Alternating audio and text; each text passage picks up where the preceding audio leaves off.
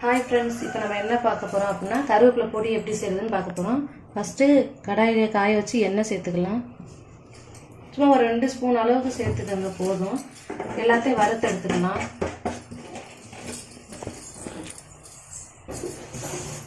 அடுப்பு சிம்மில் வச்சுக்கோங்க. ஃபஸ்ட்டு நல்லா நான் ஃப்ரெஷ்ஷான கருவேப்பிலை எடுத்திருக்கேன்.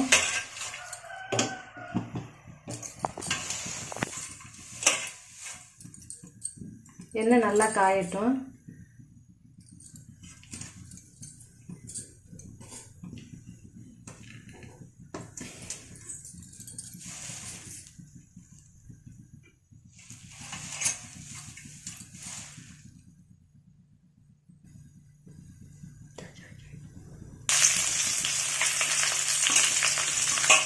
இப்போ வந்து கருவேப்பிலையே முறுமுறுன்னு வர அளவுக்கு நல்லா வறுத்துக்கலாம். ஏன்னா எனக்கு காய வைக்கிறதுக்கு டைம் இல்லை, இப்போ அவசரமாக பண்ணுறதுனால.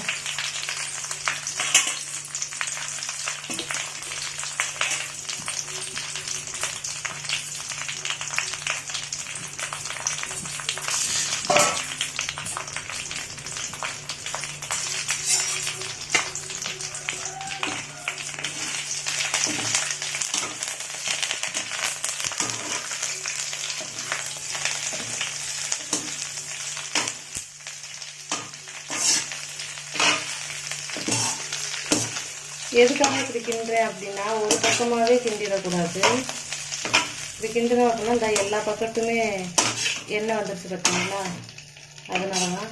எண்ணெய் இல்லாமல் நீங்கள் வெறும் சட்டியிலே முறுமுறுன்னு கிண்டிக்கலாம். கலர் மட்டும் சேஞ்ச் ஆகாத அளவுக்கு இதே மாதிரி வச்சு இப்படி முறுமுறுன்னு வறுத்துட்டே இருக்கணும். நல்லா சட்டியில் சரசரன்னு சத்தம் கேட்குற அளவுக்கு வறுக்கணும். பாருங்க, நல்லா நமக்கு சரசரன்னு சட்டியிலே சத்தம் வர்ற அளவுக்கு முறுமுறுன்னு வறுத்தாச்சு.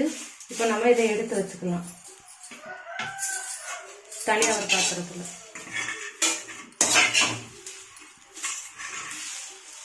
நம்ம எண்ணெய் எதுக்காண்டி ஊற்றணும் அப்படின்னா, ரொம்ப நாள் ஸ்டோர் பண்ணி வச்சுருக்கோம். நம்ம வந்து வெயில் படாமல் காய வச்சு எடுத்துக்கிட்டோம் அப்படின்னா நமக்கு வந்து எண்ணெய் தேவையில்லை. நம்ம வந்து இப்போ பச்சையாக எடுத்து வறுத்ததுனால நம்ம வந்து எண்ணெய் எடுத்துக்கலாம்.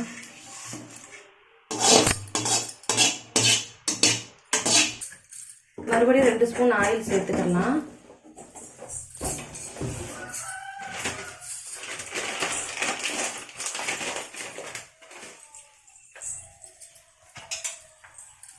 இப்போ நம்ம 2 ஸ்பூன் உளுந்து,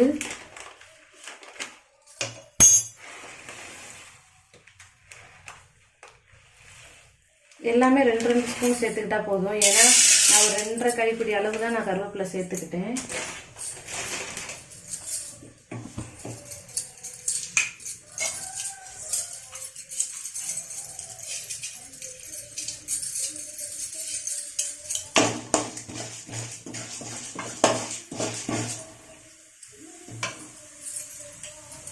உளுந்து 2 ஸ்பூன், கடலைப்பருப்பு 2 ஸ்பூன், கொஞ்சமாக பாசிப்பருப்பு சேர்த்துருக்கேன். எனக்கு பாசிப்பருப்பு பிடிக்கும், அதனால் சேர்த்துருக்கேன்.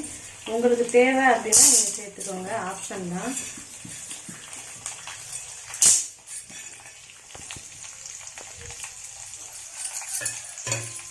கடலைப்பருப்பு மட்டும் கொஞ்சம் எக்ஸ்ட்ரா சேர்த்துக்கோங்க.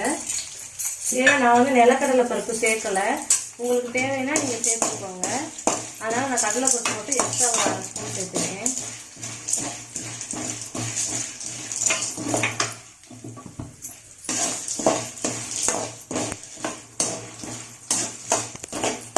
நல்லா கலர் சேஞ்ச் ஆகிற அளவுக்கு வறுத்துக்கலாம்.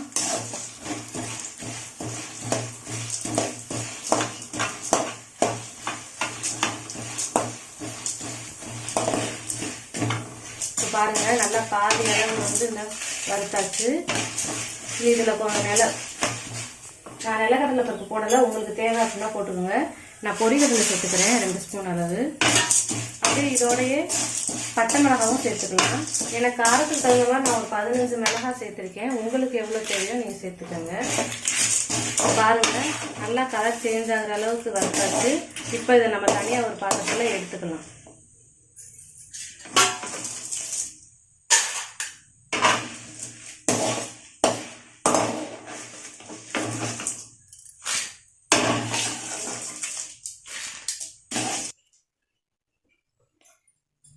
1 ஸ்பூன் அளவுக்கு சீரகம் சேர்த்துக்கலாம். நான் கொஞ்சம் கம்மியாக எடுத்துட்டேன் அதனால. அதுக்கப்புறம் கரெக்டாக 1 ஸ்பூன் அளவுக்கு மிளகு சேர்த்துக்கோங்க. மிளகு சேர்க்கறதுனால காரம் எந்த அளவுக்கு உங்களுக்கு தேவையோ அந்த அளவுக்கு பார்த்து வச்சுக்கோங்க, சரிங்களா? இதில் வந்து புளி கொஞ்சமாக, என்னோட புளி வந்து ஓரளவு நல்லாவே புளிக்கும். அதனால வந்து நான் கொஞ்சம் ஒரு நெல்லிக்காய் சைஸில் வந்து புளி எடுத்திருக்கேன். நான் இதில் போடலை, கருவேப்பிலையில் போட்டுக்கிறேன். இதை வந்து நம்ம வறுத்து எடுத்துக்கலாம்.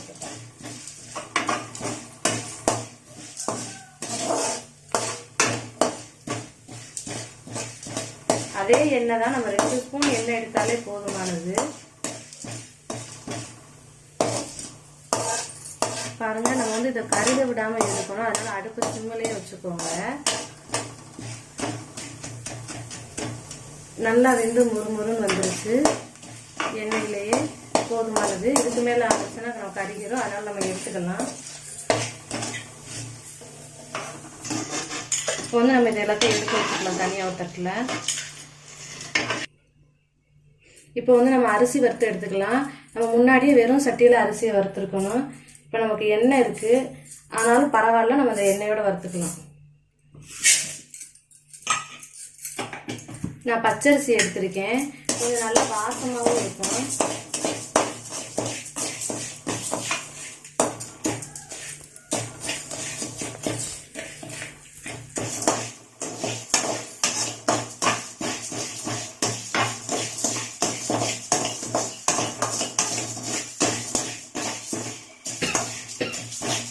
பாருங்க, நல்லா பொரிஞ்சிருச்சு. எண்ணெயில் போடவும் சீக்கிரமே பொரிஞ்சிருச்சு.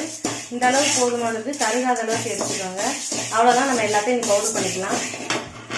பாருங்கள், நல்லா பவுட்ரு பண்ணியாச்சு. மிக்சியில் போட்டு பயிறு எல்லாத்தையும் தனியாக அரைச்சேன், கருவேப்பிலை தனியாக அரைச்சேன். ரெண்டையும் சேர்த்து கலந்துட்டேன், நல்லா மிக்ஸ் பண்ணிட்டேன். நீங்கள் உப்பு தேவை அப்படின்னா உப்பு வந்து வறுத்து போட்டுக்கோங்க. நான் ஆல்ரெடி வறுத்து பவுட்ரு பண்ணி வச்சுருந்தேன், அதை சேர்த்துக்கிட்டேன். பாருங்கள், நல்லா டேஸ்ட்டாக சூப்பராக இருக்குது. நான் டேஸ்ட்டுக்காண்டி எங்கள் வீட்டில் கொடுத்தேன், அவங்க நல்லா இருக்குன்னு சொன்னாங்க. இதே மாதிரி நீங்களும் ரெடி பண்ணி பாக்ஸில் போட்டு வச்சுக்கோங்க ஃப்ரெண்ட்ஸ். டாட்டா, நம்ம இன்னொரு வீடியோவில் சந்திக்கலாம்.